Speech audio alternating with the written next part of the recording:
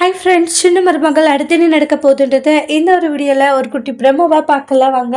இங்கே சேது யோசிக்க ஆரம்பிக்கிறாங்க. என்ன சொல்கிறாங்கன்னா, ஏன் ஐஸ்வர்யா வந்து அந்த குரலில் பேசியிருக்கக்கூடாது, ஐஸ்வர்யா நிறைய வயசில் மிமிக்ரி பண்ணுவா அப்படின்ற மாதிரி தானே சொல்கிறாங்க. என்ன தானே சொல்லிட்டு இருக்கா? ஆமாம்மா, என்கிட்ட சொல்லியிருக்க பல டைம் இது கண்டிப்பாக ஐஸ்வர்யா பண்ணியிருக்க வாய்ப்பு இருக்குன்றாங்க. ஐஸ்வர்யா போய் பண்ணியிருப்பாளா? கண்டிப்பாக மாமா, அவள் தான் பண்ணியிருப்பா, எனக்கு அதில் எந்த ஒரு சந்தேகமும் இல்லைன்றாங்க. அவளை நீங்க ஏன் மாமா நம்புறீங்க? நீங்க விசாரிச்சு பாருங்க. இல்ல நீங்க யார் வாய்ஸ்லயாச்சும் வந்து மெமரிக்கல் பண்ண முடியுமான்றத நீங்க கேட்டு பாருங்கன்றாங்க. அப்ப யோசிக்கிறாங்க சேது. என்னன்னா, நெறைய டைம் அவங்களுடைய அப்பாவுடைய குரல்லயே ஐஸ்வர்யா பேசியிருப்பாங்க. சேதுவுடைய அப்பாவுடைய குரல்ல.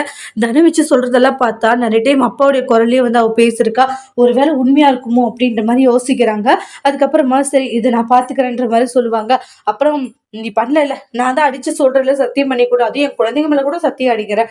நான் அந்த அன்னைக்கே என்னுடைய அப்பா கிட்ட கல்யாணம் பண்ணி வைங்கன்னு சொல்லிட்டு எந்த காரணத்தை கொண்டு நான் சொல்லலை அப்படின்ற மாதிரி சொல்றாங்க. அப்புறம் தான் சேதுக்கு ரொம்ப ஸ்ட்ராங்காவே உறுதியா நினைக்கிறாங்க. என்னன்னா, கண்டிப்பா இது ஐஷு தான் சம்மந்தப்பட்டிருக்கான்னு தெரிஞ்சுன்னு நான் இந்த விஷயத்த சும்மாவே விட மாட்டேன்றாங்க. ஏன்னா இவ்வளவு பெரிய பிரச்சனையாக்கிட்டு எப்படி ஐஷுவால அப்படி எல்லாம் இருக்க முடியும்? கண்டிப்பா ஐஷுவை நான் சும்மாவே விட மாட்டேன் அப்படின்னு சொல்லிட்டு ரொம்ப ரொம்ப கோவமா இருந்துட்டு இருக்காங்க. நானா போனா போட்டுன்னு பார்த்துட்டு இருக்கேன். ஆனா ஐஷு தேவையில்லாம பண்ணிட்டு இருக்காளா? ஐஷு சம்மந்தப்பட்டிருக்கான்னா அதுக்கப்புறம் வேற ஒரு சேதுவா அவ பார்க்க வேண்டியதா இருக்கும்ட்டு சேது ரொம்பவே கோவமா இருக்காங்க.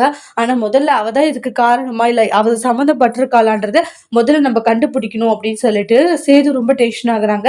சேது இதுக்கு பின்னாடி ஐஸ்வர்யா தான் இருக்காங்கன்றத எப்படி கண்டுபிடிக்க போறாங்க? ஐஸ்வர்யா தான் இதெல்லாம் பண்ணாங்கன்றது தெரிஞ்சா ஐஸ்வர்யாவை விட்டுட்டு தமிழ்செல்வி கூட சந்தோஷமா அவங்க வாழ்க்கைய ஆரம்பிக்க போறாங்களான்ட்டு அடுத்து வரக்கூடிய பிரமோல நம்ம வெயிட் பண்ணி பார்க்கலாம். இந்த வீடியோ பிடிச்சிருந்தா லைக் பண்ணுங்க, கமெண்ட் பண்ணுங்க, ஷேர் பண்ணுங்க. மறக்காம சேனலை சப்ஸ்கிரைபர் பண்ணிக்கோங்க. Thank you friends.